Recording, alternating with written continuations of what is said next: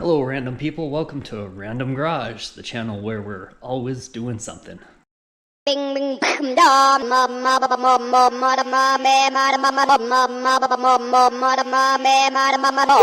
going on?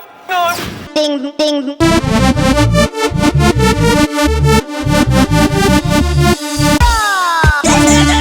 Today on Random Garage, we're installing this pellet stove to actually have some heat in the garage and get some projects done this winter. I've owned this thing for a while already. I'll get to the story later after I get the outside work done, but spend some more time talking about it. But it's got this chimney pipe that's already assembled from previous installation, and I kind of just have it set there on the exhaust outlet of the stove. I don't want to hit any studs, so I know I hit a stud when I hung this towel roll here, so I measured here 16 inches over to where should be one stud and 32 inches over to where that stud would be, and it looks like there's studs there for sure. You never know with somebody else's work, you know, if they missed the mark or maybe they did 24-inch studs, whatever, you just never know. But there also seems to be kind of a seam with the mudding over there, so we're probably right. So then I took the pipe, kind of moved it over roughly in between, marked the circle there where the pipe's going to go through the wall, and so there's going to be my center. I'm just going to drill a hole all the way through the wall, all the way to the outside. In that hole, these three parts are going to go. These are new parts I had to go get. So the wall thimble basically goes through the wall. It's adjustable for thickness of wall. It goes something like 10 inches or 8 inches down to maybe like a 4.5 wall thickness. So it screws together. So cut a big hole in the wall from either side. One go from the outside, from the inside. Screw them together in between. And then this 12-inch pipe that just goes through to the outside mold. Horizontal cap will go on there. And then of course the existing piping here will plug right into that pipe, and we'll get our pellet stove exhaust gases going to the outdoors.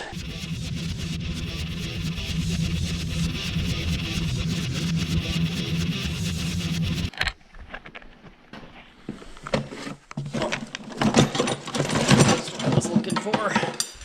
A couple of long bits, however long these are, 16-inch or something. 3/4 and a 1. The 3/4 should be fine. Only looking for a pilot hole just for location. I'll be cutting a way bigger hole with the jigsaw or sawzall or something anyway after that.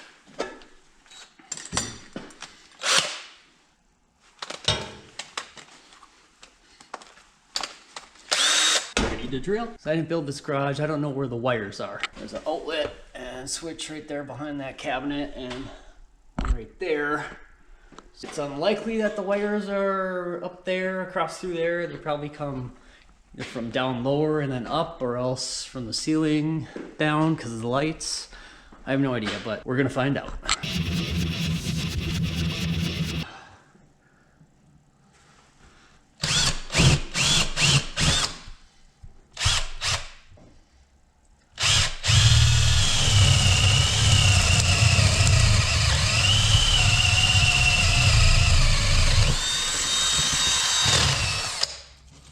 And there we go, right through to the outside world. I don't really know which half of this is intended to go outside. I'm thinking the primered black one should go inside, so you could paint it if you want to match your inside paint, and the outside being galvanized. Well, they're both galvanized, but then they're painted too, but I'm just putting the galvanized side outside because it's on the back of the garage. I don't really care how it looks, whether it's right or not. I mean, it's galvanized, so it's not going to rust out in the first year. All right, there's our hole. First, going to measure and mark for the circular hole that got to cut through all the siding. Well, actually, all the way through. No, I'll start the other way. Start with the square. That's just through the siding, and then do the big hole through the backer board.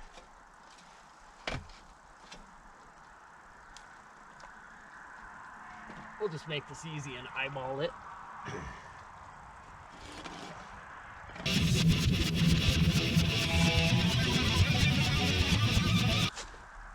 Now, how to cut through there.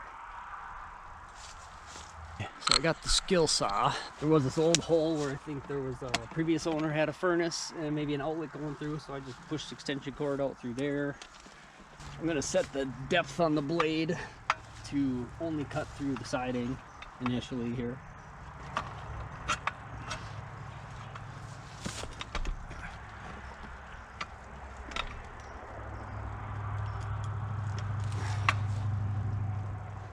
That looks good. Now we're gonna saw away.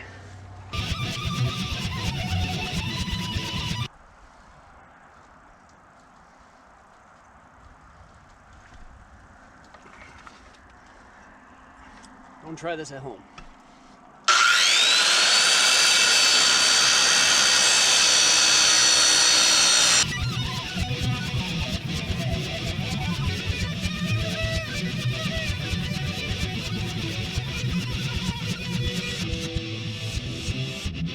There might actually be one nail right in the middle of this.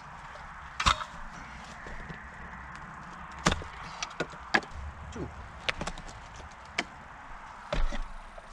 Maybe four. Okay, got a random hammer and a random chisel in case I need to chisel out a little bit.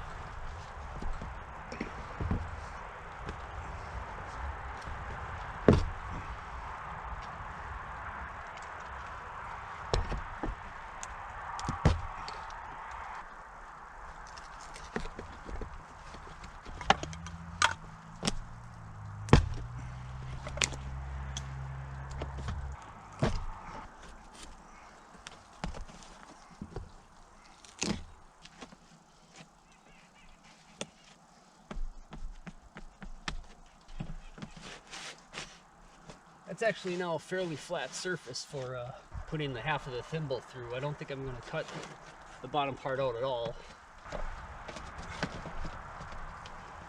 That'll work. Time to mark and cut the circular hole for the thimble to stick into the wall.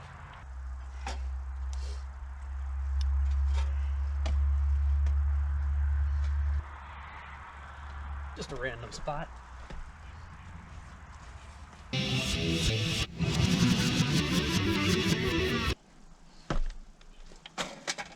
Now it's time for the Sawzall. Handy battery operated Sawzall will get the job done. Demolition blade, brand new, to make the cuts fast and smooth. Make sure she's locked out so you don't accidentally fire the trigger and cut yourself when installing the blade. Or take the battery off, but the lockout's just fine. Solid.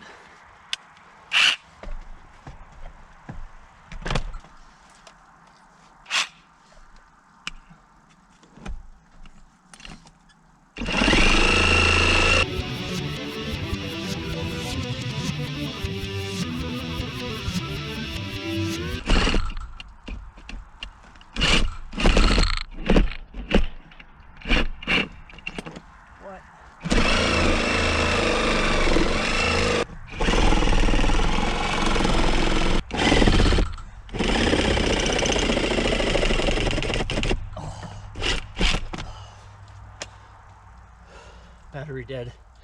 Typical. Fresh battery.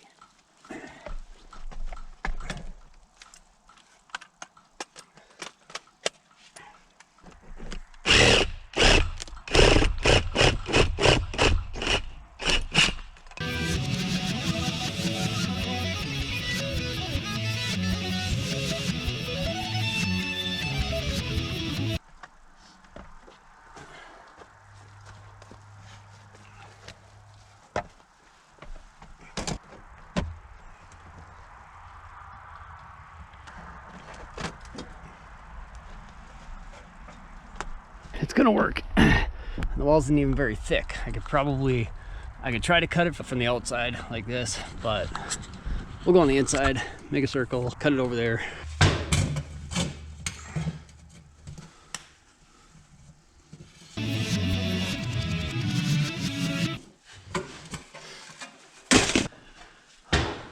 Now this is just drywall, so this Sawzall is definitely overkill. Could do this by hand with a drywall saw, but we're just gonna do it the quick way.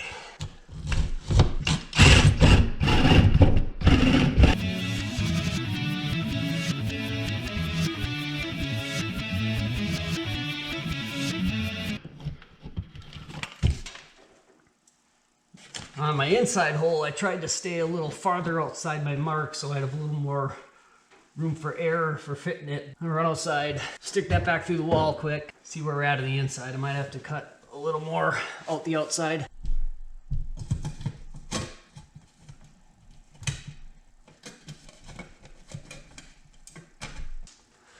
I missed the mark by just a little bit.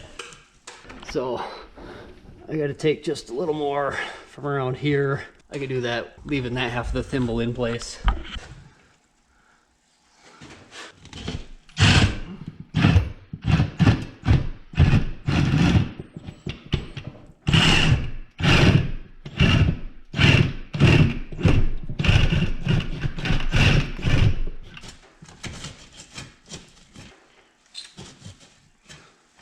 Should be there now. I'm actually getting warm. I don't know if I really need heat in the garage. There. They're lined up there. Let me just turn it and put the two halves together. Oh, I just remembered something. I'm gonna see if I can find some liquid nails. Put some liquid nails goop on the backside. In between here, since I'm only screwing into drywall, it's not going to hold very well. Put some liquid nails around there will help seal it up and hold it in place.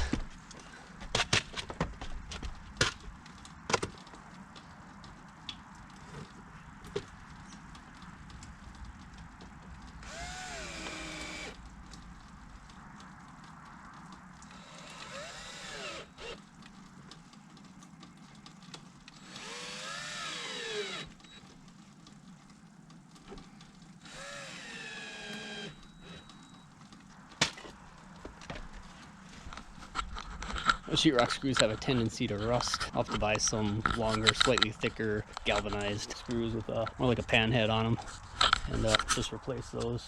Okay, I didn't find any actual liquid nails, but I found this random tube of roofing caulk stuff. I mean, that should work because it'll be sticky. It'll stay a little more pliable, whereas liquid nails just turns into a hard crust like Elmer's glue. If this stuff's any good anymore, we're gonna find out. Give it to me. Yes. There we go. The drywall's painted anyway, so I don't know how well something's going to adhere to the paint. Plus, of course, it's drywall, so it has like paper outer surface over the gypsum or whatever the heck they're putting in those these days. So that's actually the weak point. You know, easily the paper just tears right off. All right. Release that pressure. I'm glad I used this as a plug last time I used this stuff, so it kept it from going bad. Just stick that back in there. Get back to putting this thing back together. Screw it on there.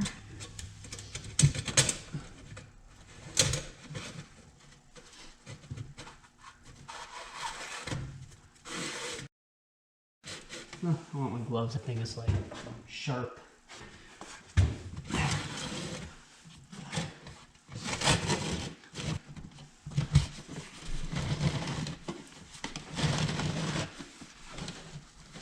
If I could get her to turn so it's sitting horizontal and vertical.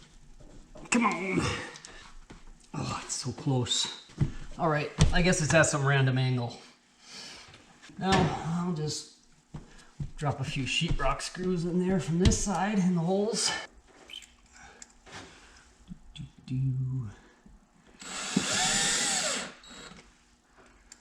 Okay. These dumb things. They don't bite into sheetrock really.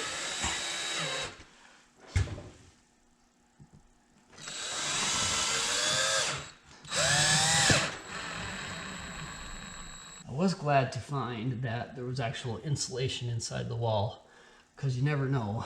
The garage I had two garages ago, like one wall was insulated and then the wall like over the garage doors, but the other third wall, which went to the outside, was not insulated. Back wall was not insulated, and then there was another garage built on the back that was completely non-insulated. Didn't make any sense. Okay, so I got the outside work done well before it actually got dark. We're in good shape now, and I could talk a little bit about the pellet stove. It was on a previous install because I've had this thing 7 years or something. So got the owner's manual. You can see the receipt in there. Yeah, I bought it. 2014 I got it. April of 2014.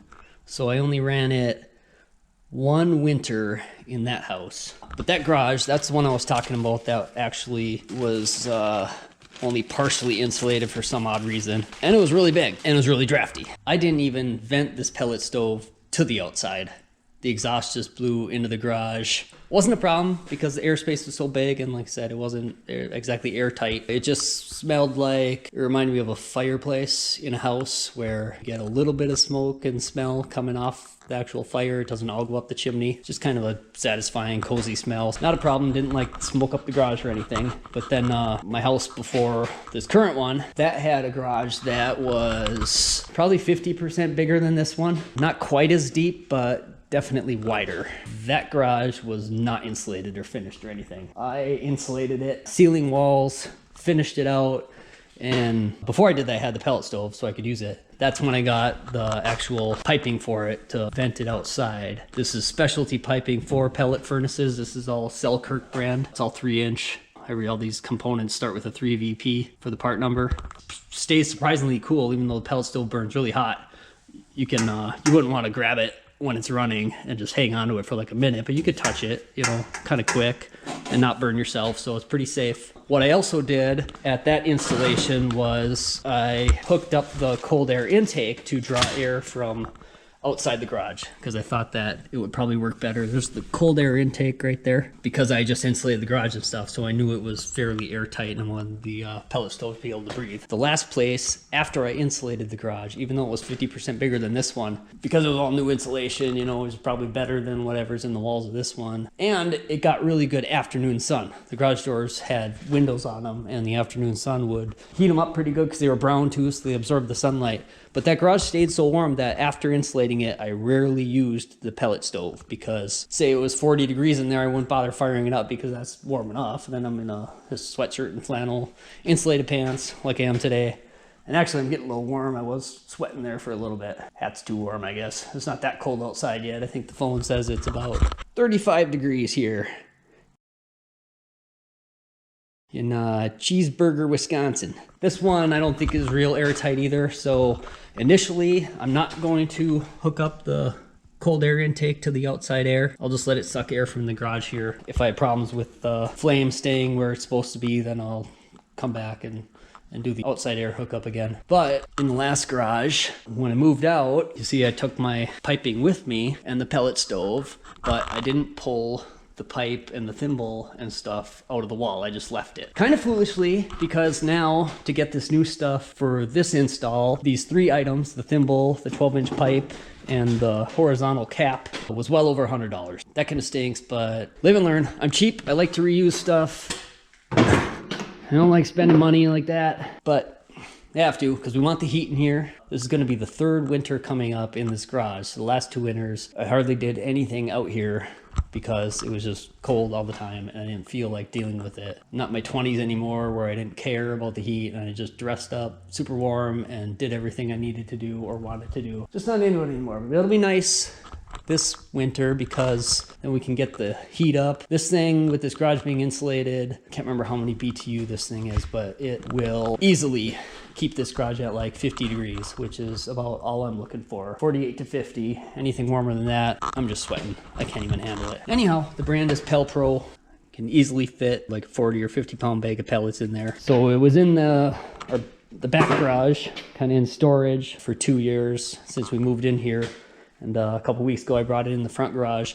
There was a shelving unit in here that I had to remove to make room, but that also allowed me to bring this toolbox set up to this front garage from the back garage. But anyhow, it'll be nice having the heat in here this winter because we got a few big projects coming up on some of the bikes. Really like to get that done here in the off season, so that'll be exciting. Well, right now even, what we have for temperature in here, about 44. That's not bad. That's what that one says. This other one on the bike right here says it's maybe 49. I like to take an average. They both might be accurate. Air 49, and that one, because it's on the wall, it's going to get a little bit lower temperature reading. Even though the wall's insulated, it's still going to be a little cooler. This garage isn't very big, so this pellet stove is going to be able to stoke this place. We'll be in good shape. So maybe now we get back to it, put that end cap on the pipe, then go outside and just stick it through to the inside. Then we'll be completely done outside. Got a couple different types of screws to use to hold it together. You snap it together and then throw a couple screws in for safety. And then I also like to wrap it with the aluminum tape, which I think aluminum tape gives it a real nice seal, even though it doesn't matter if it leaks on the outside. I'm just OCD or whatever. Let's get the screw in, I guess. These actually have, there's kind of a notch there and then an indent. So that's where that's supposed to push it on, and it clicks in there. Then you can turn it sideways and then it doesn't really want to come off of there. So I'm going to put it so the seam, I don't want it at the bottom. This I'll use for the bottom, but I want it to be right at the bottom. I'm going to turn it up a little bit just in case, if say there's rainwater dripping off, it won't leach back up in there. It'll be less likely to leach back up in there. So maybe I'll get my marker, make a mark there where I want it.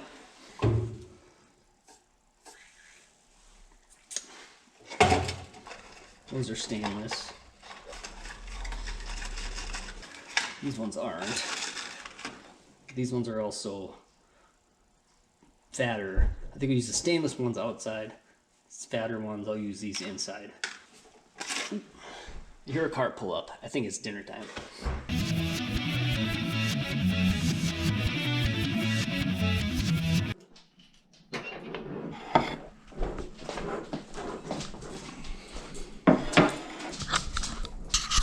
Okay, we're back. All full of barbecue. I'm gonna hurry up and get this project done quick before I get all food comaed and pass out. Gotta find a drill bit just to pre-drill the piping a little bit to fit these little screws.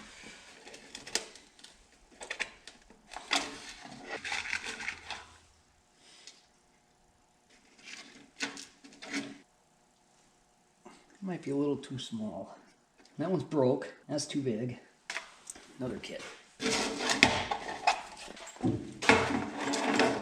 Now we're talking.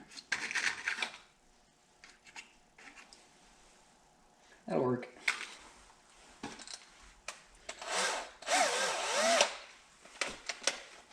We're gonna put screws. Doesn't matter a whole lot because I'm gonna cover them with tape anyway, so. Oh, I turned it. Oh. There, okay, it's lined up. I'm gonna put one screw in, hold it in place, and then drill for the other two. Find a socket.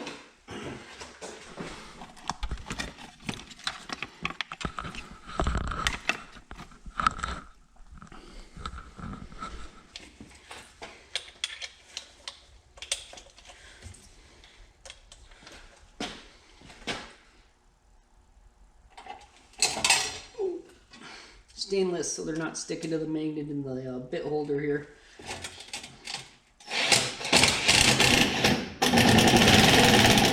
Just like that. Two more.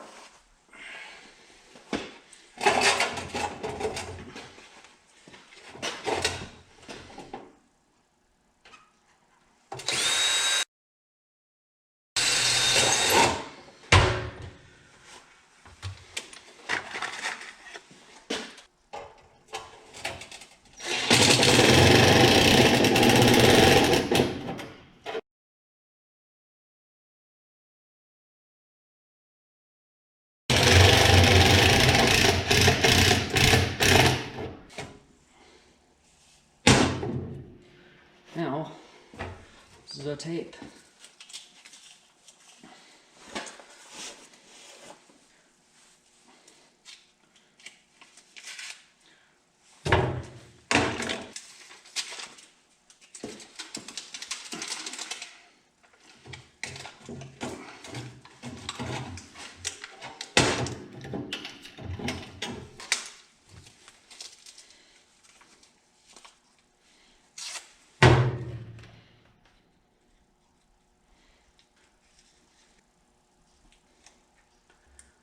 Oh, for crying out loud. was gonna cut my fingernails yesterday and the day before and the day before. I haven't yet, and now I'm thankful that I didn't.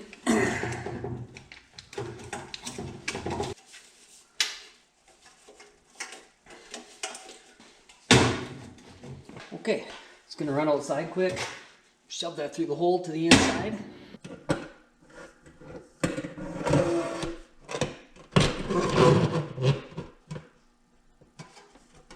I forgot to mark the pipe, which side would be top bottom, but you could see, I don't know if the camera will get it, but you can see in there, it's like a vertical line. That means the cap is horizontal, so that's where you want to be. Now I'm gonna mark it so I don't lose that spot, because I'll probably have to twist it and wiggle a little bit trying to get this pipe to go into that pipe. Because this randomly placed square is throwing off my sense of direction, I'm going to actually mark it to the square.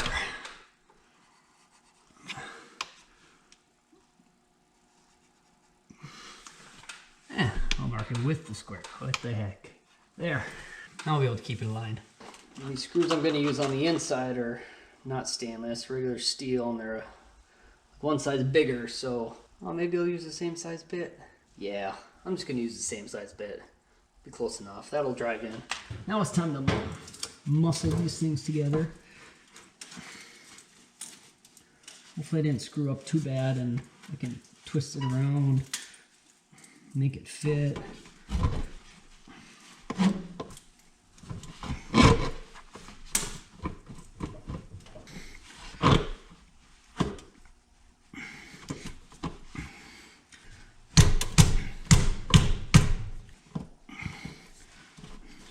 All right, well, whatever. It's on. I put screws in to hold it, tape up the joint, tape up the old screw holes. Then I'll kind of reposition the pellet stove a little bit, best I can. It's not perfectly square, so straighten that out.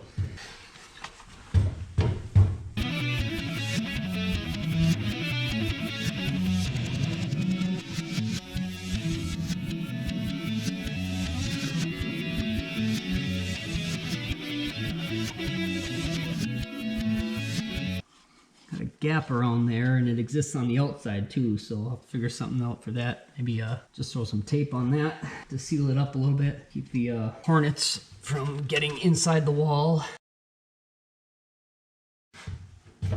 Tape.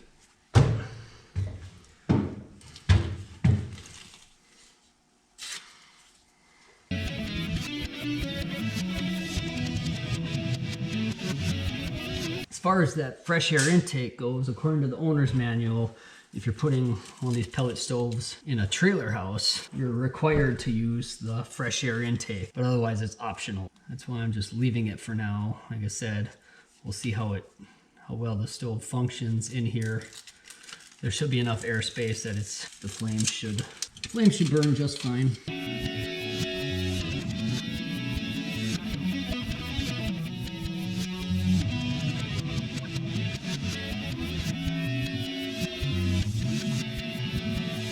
Okay, one more joint down at the bottom and we're all done.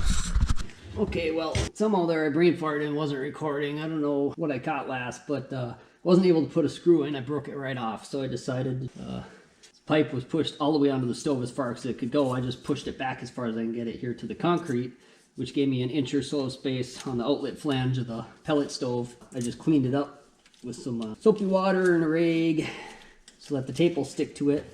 And I'm just wrapping it with aluminum tape here just to hold it. I don't really need a screw to hold it in place because nothing's going to move now anyway.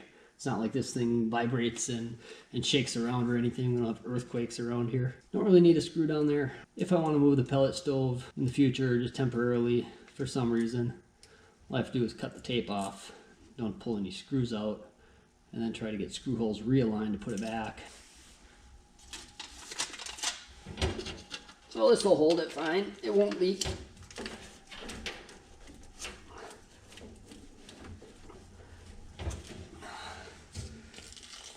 This aluminum tape is real sticky, more heat resistant because it's aluminum. It's easy to tear, but not once it's pressed down on something. And if you layer it up a few layers, makes a good seal. I've used it on exhaust even. Seal up a hole in an exhaust pipe on a little vehicle.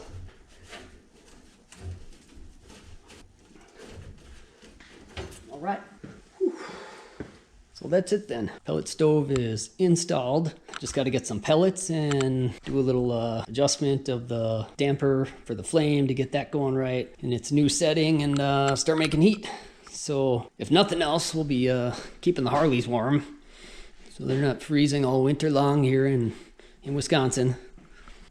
If you want to see more random garage things, hit the like button, subscribe to the channel, and then whack that notification bell so you get random notifications when a new random garage video is posted.